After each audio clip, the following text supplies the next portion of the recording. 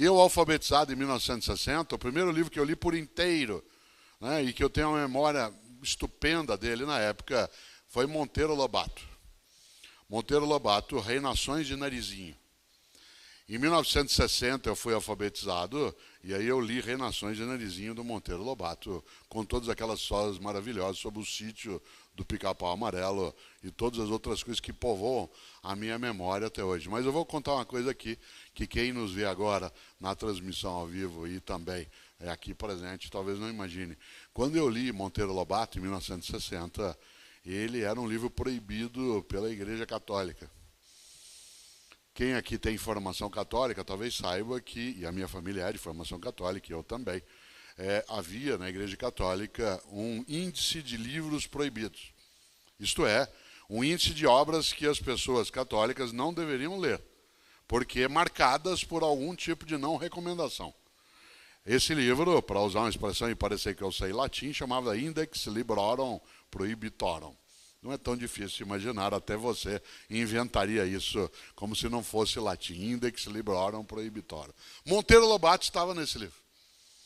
Isto é, nesse índice de proibidos estava Monteiro Lobato. Por várias razões. A primeira delas porque ele construiu um mundo de fantasia. E de acordo com a Igreja Católica da época, não agora, essa fantasia poderia distorcer a cabeça da criança. Olha que coisa atual. Essa fantasia podia fazer com que ela pensasse o que não deveria, isto é, viajasse a cabeça, acolhesse uma boneca que falava, dialogasse com um sabugo de milho, conversasse com um porco, o Marquês de Rabicó. Parênteses, mais tarde essa obra foi passada para a TV, o Sítio do Pica-Pau Amarelo. E durante um período ditatorial, no Brasil não tão distante, várias das partes dessa obra foram censuradas no programa de TV. Entre elas porque há momentos na história em que ela encontra Peter Pan, encontra a fada Sininho, e a fada Sininho ela conseguia voar usando um pozinho que ela jogava nas asas. E na interpretação da censura, esse pozinho sugeria outro pozinho. E a outra coisa dentro da obra de Monteiro Lobato é que havia ali uma relação que hoje às vezes é debatida, que era ter ali Dona Benta, que tomava conta de todos, que era uma senhora, e a outra, que era assim, a Anastácia, que era uma pessoa negra, numa atividade secundarizada.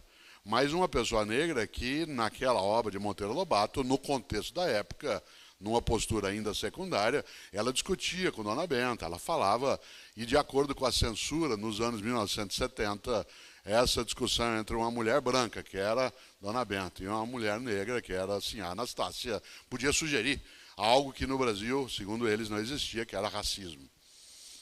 É interessante. No entanto, li eu essa obra várias vezes. Eu li várias coisas do Monteiro Lobato. E essa eu li com prazer porque era proibido. E quanto mais proibido, melhor. Eu nunca esqueço, fazendo um parênteses dentro do parênteses, um dia eu estava lendo uma obra do Stendhal.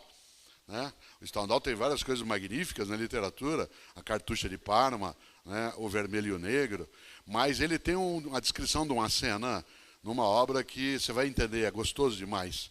Né? A cena é uma princesa no alto de um castelo, na torre, numa noite de um calor insuportável, a princesa está tomando um sorvete delicioso, e aí a personagem, feita pela princesa, diz assim, pena que não é pecado. Olha que coisa deliciosa. Se aquele sorvete, além de tudo, fosse pecado, ia ser muito melhor naquele calor, naquele horário, naquele momento. A literatura faz isso com a gente, na filosofia, na ciência, na arte.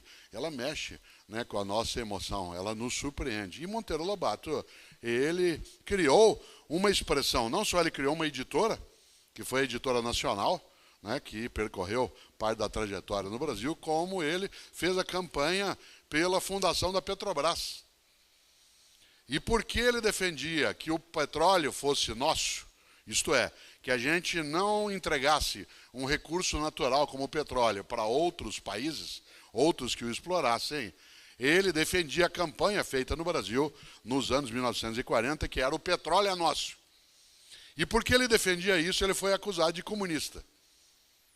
E é claro, não só ele não era comunista, como essa ideia não era uma ideia comunista. Aliás, uma parte do pensamento militar brasileiro tradicional, de base positivista, republicana, vem desde Benjamin Constant e outros aqui no Brasil, defende, né, a ideia da posse por parte do poder público, em nome da população, daquilo que são os recursos naturais.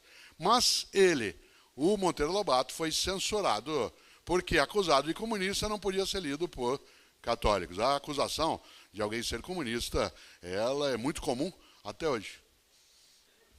Ela persiste como se isso fosse uma chaga, que a pessoa não pudesse pensar como ela é, o jeito que ela imagina. Interessante. O Monteiro Lobato, mais tarde, esse índex foi desmontado e ele dali saiu. E eu conto essa história porque, sobre o Monteiro Lobato, eu tenho um relato que eu gosto de lembrar. Tem a ver com leitura, tem a ver com livro, tem a ver com o fato de que o Monteiro Lobato não só fundou uma editora, né, como ele criou um lema, que é uma frase que circula pelo país todo, que, aliás, deveria ser retomada agora, que é: um país se faz com homens e livros. Claro que a expressão, na época, usava homem no sentido de humanidade, né, de seres humanos. Mas a frase é dos anos 1940, tem que ser olhada no seu tempo. E a frase dele, repito, é: um país se faz com homens e livros. Aliás, uma frase bem atual, né, para também os nossos momentos. E é curioso porque eu fui secretário de Educação na cidade de São Paulo, e no ano de 1991, eu fui visitar uma escola na periferia de São Paulo, que tinha, durante o dia, turmas regulares de ensino fundamental, e à noite, no horário noturno, nessa escola, numa área bem distante da área central da cidade, funcionava uma escola de educação de jovens e adultos, num projeto criado pelo professor Paulo Freire, que foi o secretário antes de mim, chamado MOVA, que era o Movimento de Alfabetização de Jovens e Adultos. Esse MOVA, que existe em vários locais no Brasil, existe ainda, mesmo depois de mais de 25 anos, né, em várias regiões, ele fazia educação de jovens e adultos. Quando eu cheguei na escola, era de manhã, eu vi um casal de idosos cuidando do jardim. Cuidando do jardim. Cuidando das flores, das coisas. E eu cheguei para eles e falei assim: vocês estão cuidando do jardim? Vocês trabalham aqui? Eu achei estranho porque parecia... Eu não sabia a idade naquela hora, mas pareciam bem idosos. E eles disseram não. Falei: como é que vocês chamam? Falei: nós somos casados. Eu me chamo João e ela se chama Maria. Nossa, parecia uma história, João e Maria. Falei: quantos anos o senhor tem, seu João? Ele falou: eu tenho 90 anos. E a senhora, dona Maria? Eu tenho 88. Falei: o que vocês estão fazendo se vocês não trabalham na escola? Só nós estamos cuidando do jardim. Sabe por quê? Porque essa escola faz com a gente uma coisa maravilhosa. Ela está nos ensinando a ler e escrever. A gente frequenta à noite aqui as aulas. E como a gente está sendo ensinado, a gente queria retribuir. E o nosso jeito de retribuir, o que a escola faz por nós, é cuidar do jardim. Você já imaginou? Falei: que ótimo! E aqui tem uma brincadeira muito forte, porque, não sei se você sabe, quando a gente reúne vários textos, várias ideias, vários contos num único livro, o nome que se dá é antologia. Antologia. E o nome antologia não é casual, porque no grego antigo, antologia significa ramalhete de flores. Da onde vem, por exemplo, uma flor que muitos conhecem, que é antúrio. A noção de antologia é quando você reúne várias flores num lugar. E os dois estavam ali cuidando do jardim da escola, cuidando das flores.